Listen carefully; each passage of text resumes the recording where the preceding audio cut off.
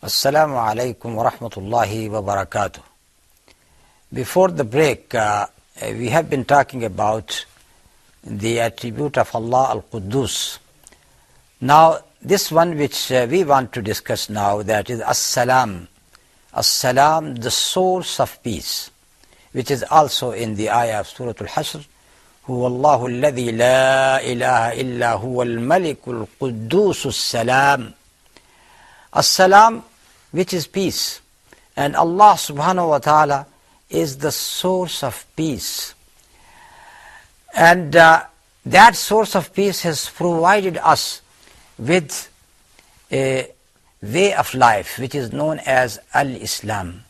Now just see the word Al-Islam, it also includes the word Silm, which is coming from Salam, which is the peace itself.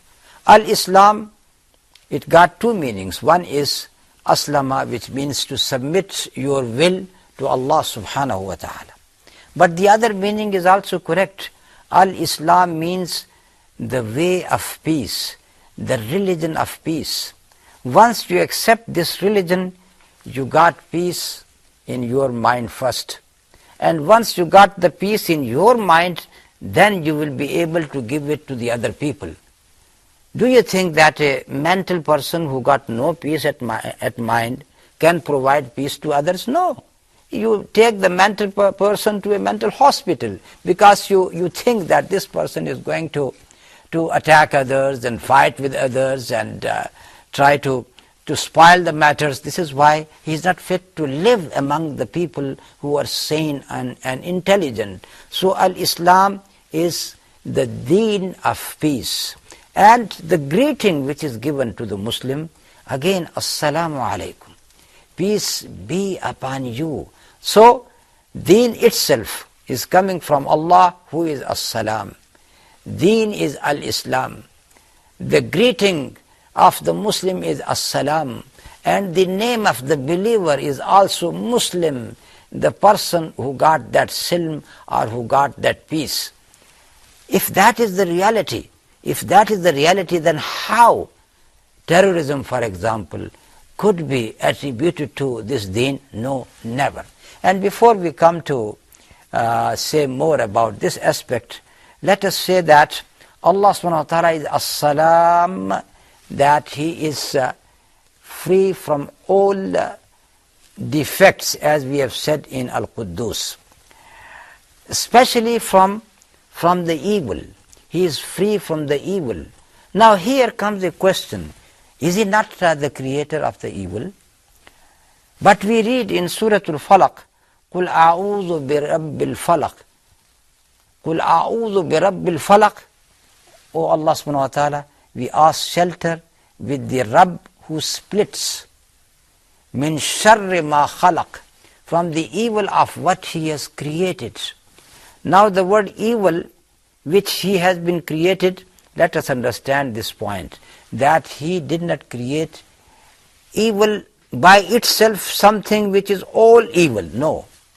Anything which is which seems to be an evil to it is,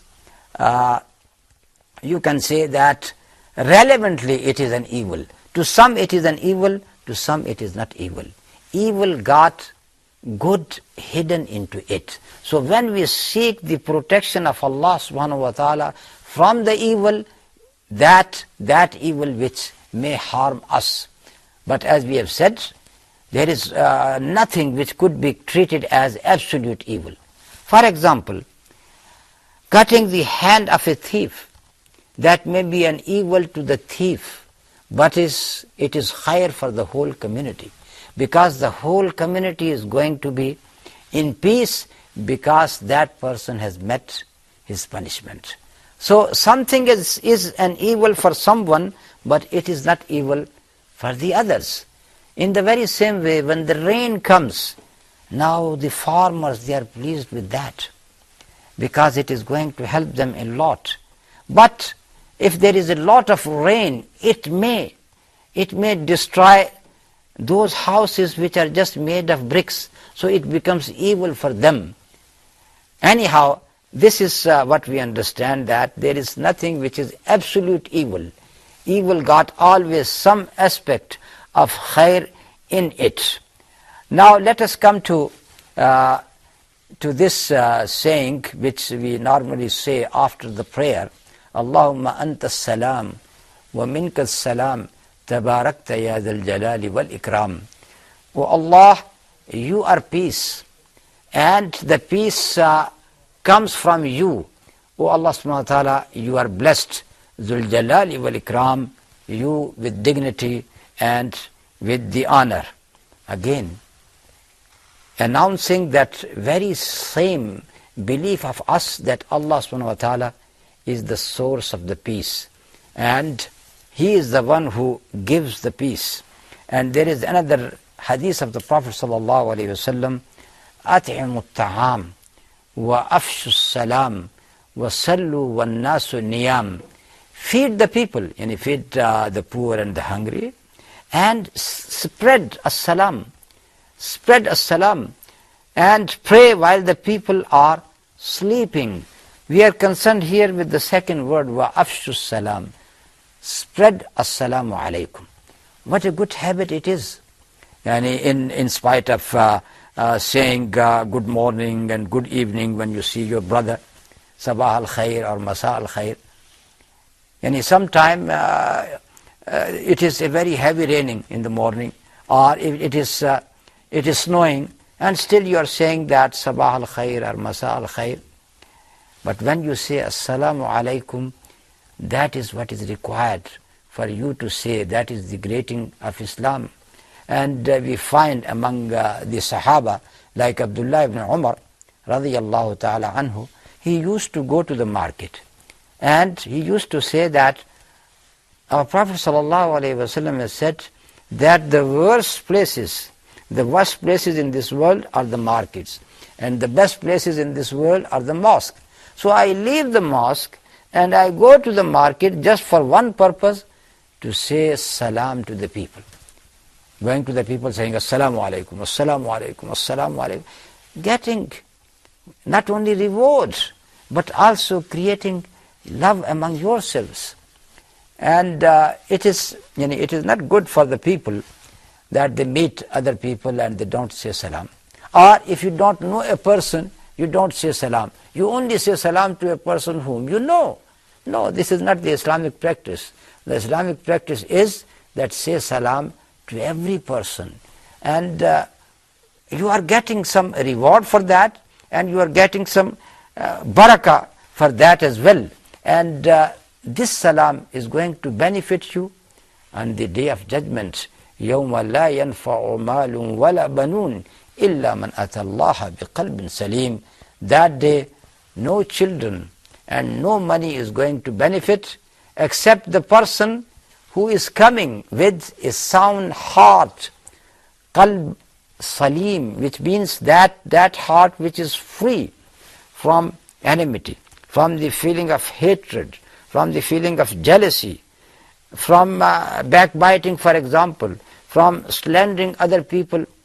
All these things which are not good in Islam, a person should try to abstain from them as long as he professes Islam and he says that he is a Muslim. This is why the Prophet ﷺ has said, Al-Muslimu man salim al-Muslimuna min lisanihi wa yadihi. Who is Muslim? That is the person who is a Muslim. The other Muslims are protected, are saved from his tongue and from his hands.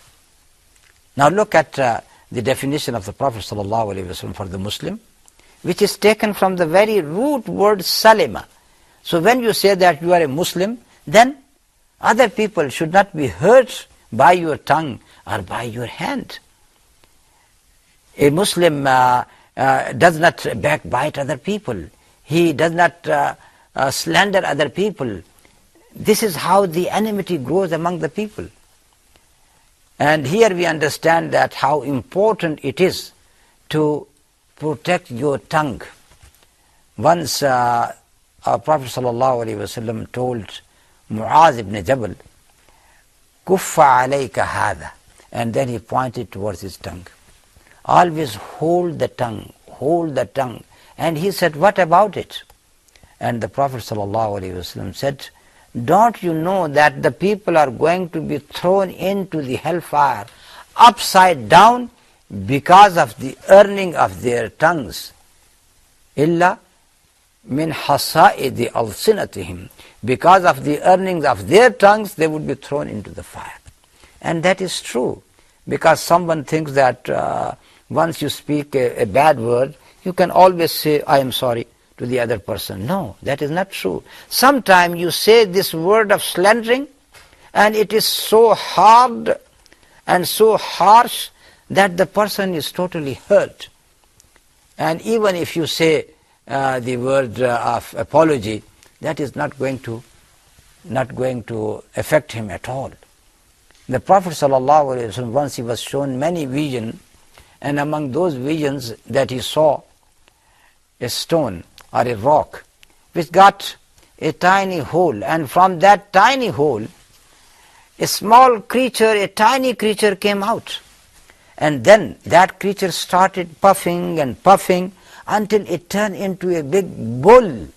Now this bull tries to go back into the very same tiny hole from which it has come, and it was not able to do that. Prophet ﷺ asked Sayyidina Jibreel, who was accompanying him at that time, what is the meaning of that sight which I have been shown? And he said, that is the example of a person who has said something very bad with his tongue about another person. For example, just to say without any proof that you are adulterer, accusing him of adultery. Now this saying has been spread among the people. People have taken it and they have started accusing this person. Now you want to say sorry to that person?